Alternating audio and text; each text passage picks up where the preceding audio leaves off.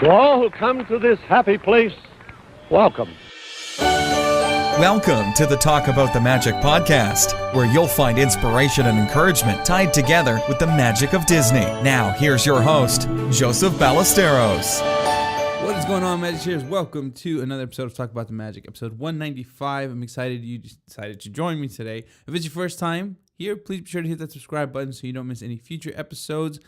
I am very pumped for today's show. I'm pumped for every week's show. It's a way for me to not only hopefully encourage you, but encourage myself. You know, every week is different. Every week brings new kind of little bumps in the road, but it's great to have you guys and to be able to discuss and share different ways to inspire and encourage. And so I hope you've enjoyed this kind of, what's the word? This kind of version of Talk About the Magic. And I say that because, again, if you've listened to the show, you know that it has gone through changes. And this is my favorite that kind of stays the same, which is always inspiring some way. But it's not to say that more things aren't coming to the podcast, that there's, more different versions and styles coming to the podcast. I know we're all Disney fans, and this has kind of become a real focus on just kind of encouragement and everything. But that's kind of the benefit of having a podcast. You're able to kind of just go with what you're feeling is kind of important and necessary. And those, just like anything else in life, those things change. So I'm excited for all the new things that are becoming to the show. But without giving too much away, but this episode we were talking about setting a deadline. In the past couple of weeks we've gone over so many different things, so many different ideas. And hopefully different kind of viewpoints of pursuing and the importance of pursuing whatever goal or dream you have. I don't think, we can have a dream, right? We can have an idea or a goal and we can feel like it's not worth pursuing. We can say, well, it's silly. It's a dumb thought. It's not, important. But that's not the way to look at things, because you don't know whose life you're affecting. It's not just yours. You could be affecting so many more, whether it's in a big, major, obvious way, or it's, through lifetime little sprinkles where it's, being able to change, maybe your kids or your nephews or your nieces' lives by what you do. And then they'll change their own kids, their own nieces and nephews because of what you were able to do. So you don't want to ever belittle what you have. And it's very easy to immediately do that. Now, what comes with that, of course, is when you have your goal and you have your dream, your idea, you not only usually kind of belittle the importance of it, but because you do that, you also kind of belittle the importance of completing it. It's easy to say it'll happen eventually. This is something that I feel is a real interesting kind of walk the fence attitude, because on one end, it's very true. There are some things that you cannot force into existence. There's some things that you can, no matter what you do, personally, physically, mentally, there is no way to guarantee the timing and the outcome that you are wanting. And so because of that, it's hard to, put some type of certainty, deadline to tell yourself, if I don't get it by this time, I'm not getting it at all. It's over. On the other hand, if you do have that attitude, well, I'm not getting it on this time. If I don't finish it, if I don't get there within the year, in 6 months, then I'm just going to drop it all together, forget it. The downside with that is it could have been the 7th month that was going to work. It could have been the 8th month that was going to work. It could have been. So it becomes a real kind of situation where you don't know what should you be listening to, what should you be fighting for. And so, of course, we're looking at Walt Disney and the things he did and how he did things and his own goals. And Walt had a very interesting way of setting goals, because he would set deadlines. And a lot of times those deadlines seemed pretty impossible once they were set. But of course, with teamwork and everything that they had, a lot of those deadlines were usually met, but not always in the way you would expect.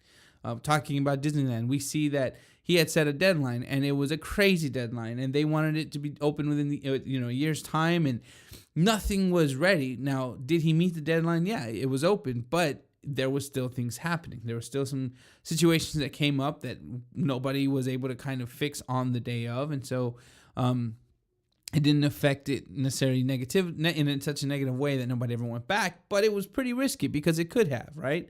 There were things that could have happened that really would have messed things up where all of a sudden Disneyland is a flop. Everybody hates it. We're never going back again.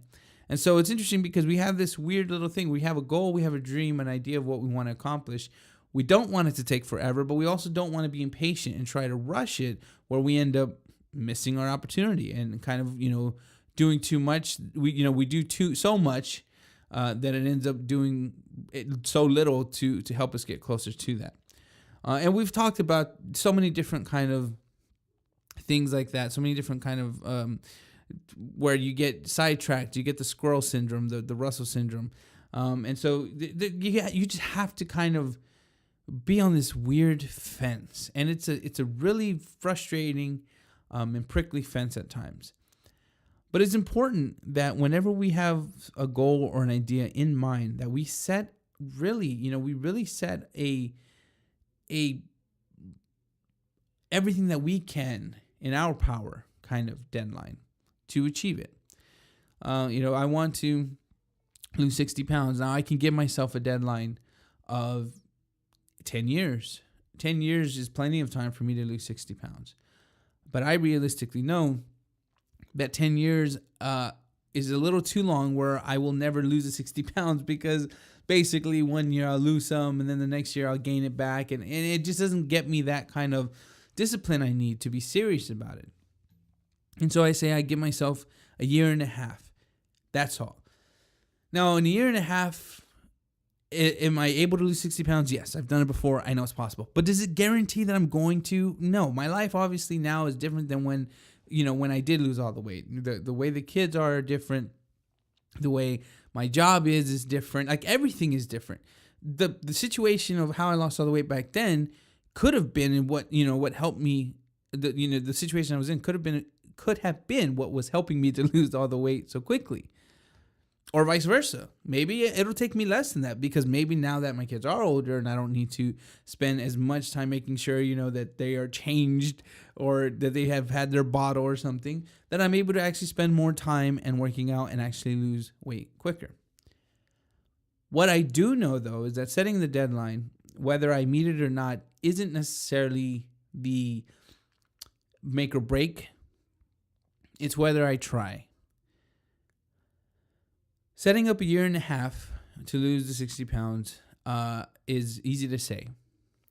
And in a year and a half, if I get there and I've lost 58 pounds, I wouldn't consider it a failure. If I lost 65 pounds, I wouldn't consider necessarily it, a whopping success. Because in reality, I understand that this is going to be a forever thing, right? And that's the same thing with whatever you have in your mind of what you're trying to achieve. If you're trying to, work your way up at a job, trying to create better relationships, trying to focus on your own business, maybe start a business, whatever it is, none of that is an end all once you reach it. It's really reaching that goal to kind of get you in a good and good flow, but you got to maintain it for the rest of your life. Like you really do. If not, you will do like what I did. I lost the 60 pounds and then I gained it all back. And what benefit did it do to me to lose all that weight if I gained it all back? Well, realistically, the benefit was I learned what not to do.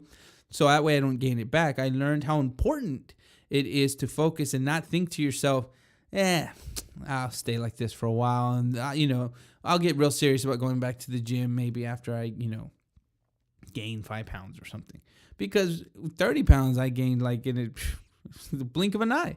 So you have to maintain it. You have to realize that even though you reach the goal in the time set you have set apart, doesn't mean it's over.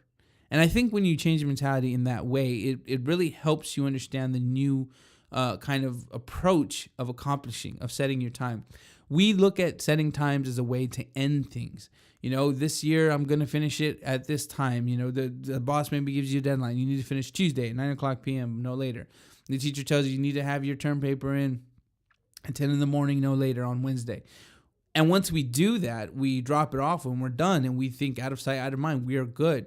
And that's kind of how we're trained all our life, kind of focused in that way. When you are accomplishing something, when you do it, it's done, it's over. But the truth of the matter is, it really isn't. If you are doing a term paper, let's say, and you need to deliver it at 10 in the morning on a Tuesday, when you go and drop it off on Tuesday at 10 in the morning, that section may be done, but the way you prepare, the way you study, the way you get ready for your next term paper is not.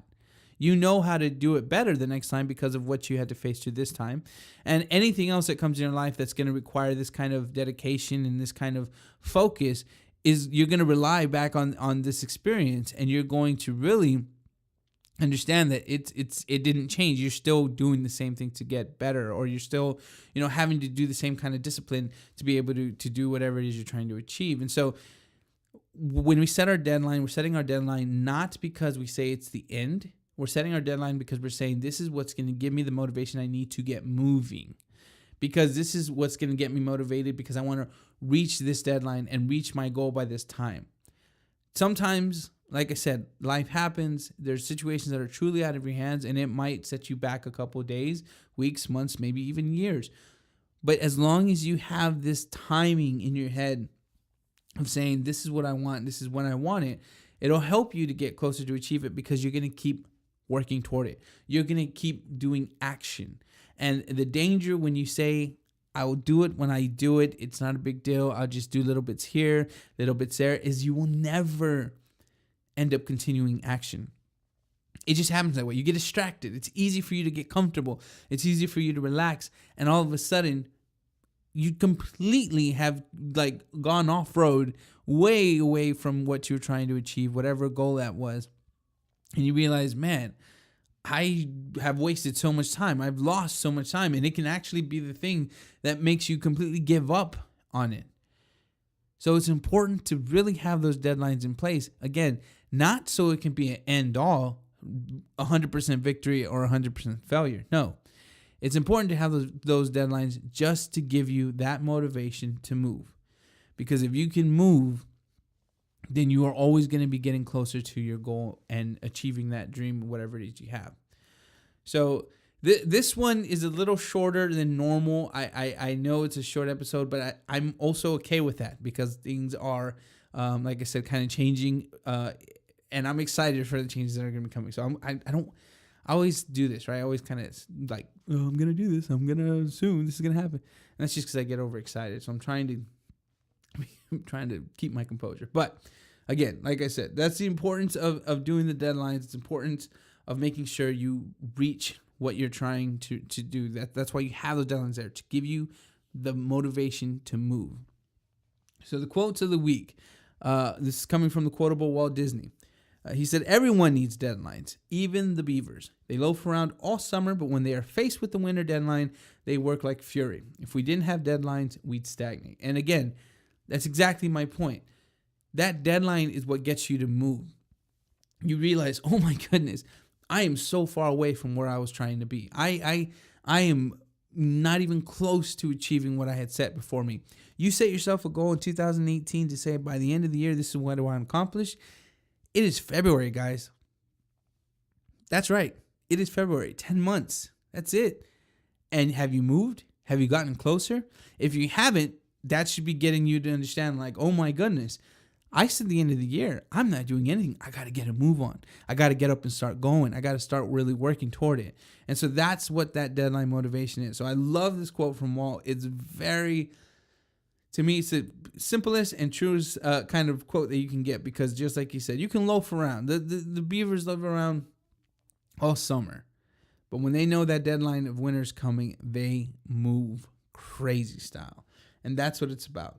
And the other proverb is, love not sleep, lest you come to poverty, open your eyes and you have plenty of bread.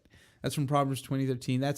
That's also kind of a simple work to eat. You know, you need, if you don't work toward what you're trying to do, you're not going to achieve it. So for us in our kind of economy, we work to get money so we can obviously buy things that we need, like food, clothes, and shelter. This is kind of the same analogy. If you just sleep away your time, you will never get to achieving what it is you're trying to achieve, whatever goal you've set. So I really hope you guys got something from here. I hope you enjoyed this episode. Again, I want to thank you so much for listening to the show. I love doing this podcast. I have so many things so many things planned, and like on the other hand, so many things that are changing. So I'm trying to keep it all together, but I just want to thank you guys. I hope you've enjoyed this style of podcasting. It's still going to be, again, encouragement, but like I said, new things are coming. Really excited to be sharing that very soon with you. But I hope you have, before we sign off here, excuse me, I was yelling at my kids' games. Okay. If you like this, please be sure to follow the Instagram account, Talk About the Magic. There I am posting daily inspiration quotes, same thing like what we do here, but obviously it's just a quick little picture. But they're every day, lifts me up. So if you do like that, please be sure to follow me over on Instagram. Talk About the Magic. You can search for it and you will find it. Of course, it's in the show notes as well. But like I said, every day you can get. I'm putting up quotes, whether it's from Walt Disney or a Disney animated film or a Disney movie, whatever it's from. But just to give you some kind of motivation, because that's again what this podcast is all about. I hope you have a wonderful night, day, weekend, whenever you listen to this. And as always, stay magical. This was the Talk About the Magic podcast. If you enjoyed this episode, please be sure to rate, subscribe, and share with a friend. Thanks for listening, and as always, stay magical.